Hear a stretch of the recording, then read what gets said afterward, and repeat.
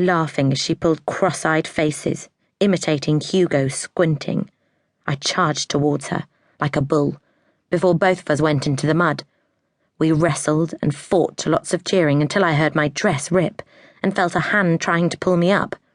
It was Janie, my best friend, begging me not to get into trouble again. "Anyway, Cyclops is a superhero," she said to Imogen, "and Hugo has 2 eyes, not 1, stupid." I put on my skirt and blouse, wondering how I can get the dress clean and fix it without Mum noticing. I hear footsteps approaching my bedroom. I shove the dress back underneath the bed. I'm relieved when Hugo pokes his head round the door. He's 2 years younger than me, but already taller. "Are you coming?" he asks. He's dressed in a dark purple waistcoat, smart trousers, and Dad has polished his shoes. I take Hugo's chubby hand, and together we walk downstairs. Mum and Dad explain why my brother is partially sighted. When he was born, he couldn't breathe, so was put onto an oxygen machine.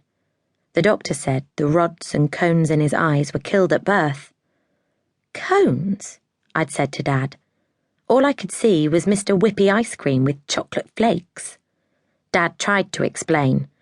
"Hugo has, how can I put it, faulty wiring. Sometimes there can be problems at birth, but it doesn't mean we don't love him just the way he is." So my birth wasn't difficult. There was a long pause. I don't think he answered. He was probably still thinking about Hugo's rods and cones.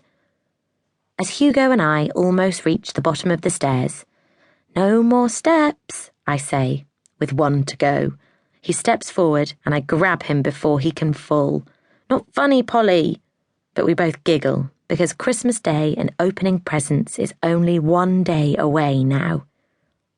Granny Sue and Grandad Arthur, Mum's parents, always come round on Christmas Eve. They live in Devon, in a cottage by the sea. Dad's sister, Lynn, is also coming. Auntie Lynn is widowed and lives on her own in London. Tonight, for the first time ever, Mum is allowing me to stay up until at least 9. Normally, Hugo and I are packed off to bed before they even sit down to dinner. The doorbell rings 3 times. "That'll be Grandad." "Now the party has begun," he says as I open the door and throw my arms around him. He's wearing a navy spotted tie and smells of bonfires and aftershave.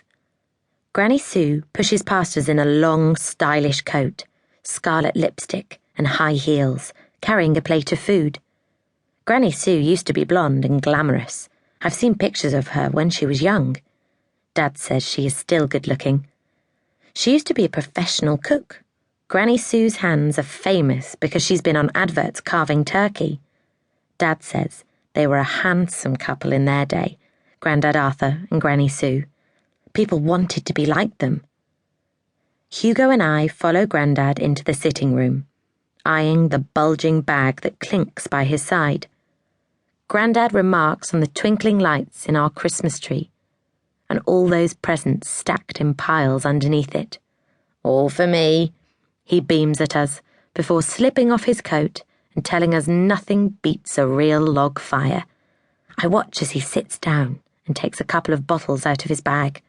Aware of my gaze, he winks at me. "No presents for you, Polly. I hear you've been a very naughty girl this year." He roars with laughter, before presenting me with a small box wrapped in silver paper that immediately I shake before adding to my pile. Mum's right. Grandad can't talk. He shouts. He can't laugh. He roars. He can't ring the doorbell once. He has to ring it 3 times. He's like a giant ray of sunshine appearing on our doorstep. Auntie Lynn arrives next, and Grandad almost crushes her in his embrace. She's wearing a spotty red dress with her famous beige tights. Since she lost her husband, she doesn't smile that much, not even at Christmas. Soon we're all in the sitting room, chatting about school and stuff. I'm telling Auntie Lynn about my nativity play, but Mum interrupts me. Hugo sang a wonderful solo too. He played the Mad Hatter. How about a little music now to get the party going?